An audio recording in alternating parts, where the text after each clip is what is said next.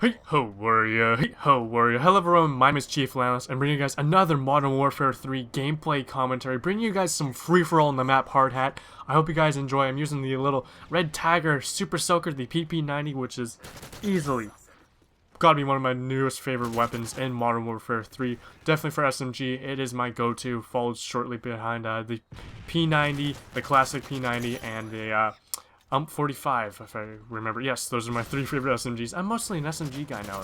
But anyways, I hope you guys enjoyed the gameplay here. I was rather surprised. This is my very first time playing free-for-all. I did very well considering that, because a lot of people complain. You know, they're complaining to Robert Bolin all the time that they didn't remove TAC insertions. And to be honest, knock on wood, I've yet to come across any boosters in free-for-all. But then again, I don't play it that often. But if you guys would like to see more free-for-all gameplays, you know, let me know down below in the comment section, and maybe I could try it out for you guys, and who knows, maybe I'm just really lucky.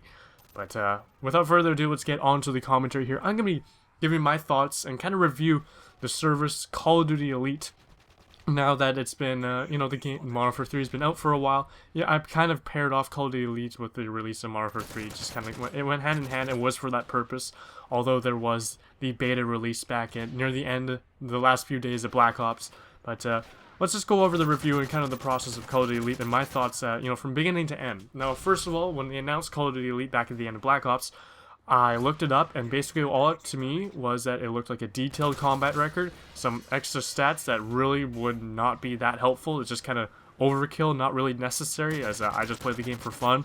I'm not some MLG pro, I'm not some guy that, like, tunes up his game every time, like, oh, what did I do wrong here? Oh, what did I do wrong here? Oh, I took a left here instead of a right. Like, no, on the fly, sure, I'll be like, oh crap, I should have shot this guy first. But I don't need a website to do that. So that's what I thought. And then I noticed that they had some theater mode, you know, extras that would be provided with the Call of Duty Elite service when it was, you know, released, you know, not in beta. So I sat there thinking, this is exactly what Bungie did back in Halo 3. They had their website, Bungie.net. And you paid a one-time flat fee of, I believe it was 800 Microsoft points, or you could pay online, I believe, not 100% sure. And you're given, basically for that service, you're given extra file share slots in Halo 3, so you can store more clips and stuff like that. And game types, I believe, if I remember. Yeah, I think you do game types back in Halo 3. God, it makes me feel old talking about Halo 3, and I can barely remember it. So, and then you're also given the availability to render some of your clips online, you know, for free, but of course you paid for your service there, and you're given X amount of minutes, or even, I think it was less than minutes, it was like seconds, a month, so you can upload once a month, right, essentially, if you want to use your minutes. And so I just sat there thinking, okay, so this kind of idea here is kind of old here, and Bungie has done it before. Call of Duty Elite seems kind of a bit of a waste, because Bungie.net never really took off. From my understanding, it was just an extra, and nobody really went for it, really. To be honest, I can't imagine anybody who may have gone for it. Not to offend of anybody, but it just, to me, it didn't seem like a big deal. So now we go on to the release of Call of Duty Elite. It costs $50 now, and at the time, I thought, hey, why not get the Hardened Edition before the release of Modern Warfare 3, and I calculated if it was a good deal, and essentially, in Canadian and US figures, a new release of a AAA video game is $60. And for the Hardened Edition, which came with Call of Duty Elite for one year subscription, was only $40 more, bringing the total to $100. And I thought, that is great. That is, it'll save me $10 if I, you know, buy Hardened Edition instead of buying Call of Duty Elite separately.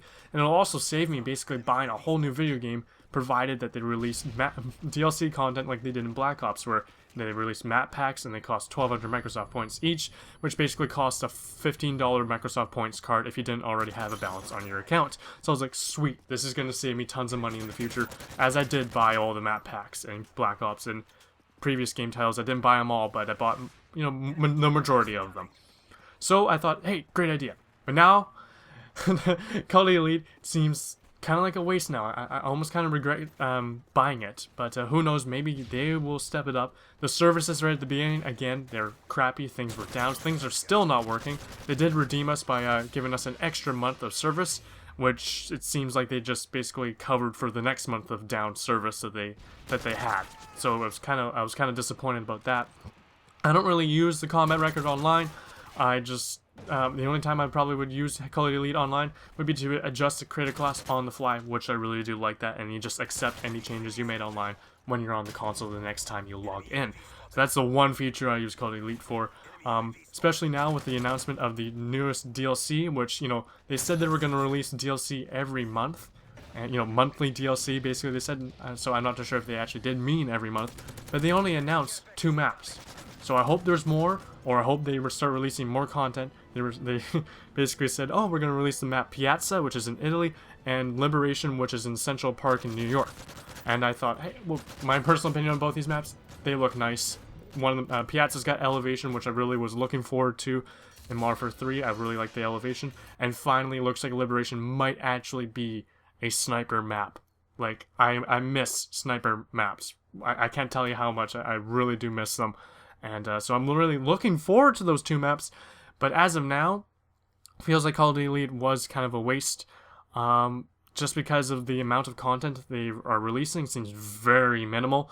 And that the fact that they haven't been releasing monthly content. So let me guys know if you guys got Call of Duty Elite, whether you bought Call of Duty Elite after the fact, or you bought Call of Duty Elite with the Hardened Edition. Let me know what you guys think.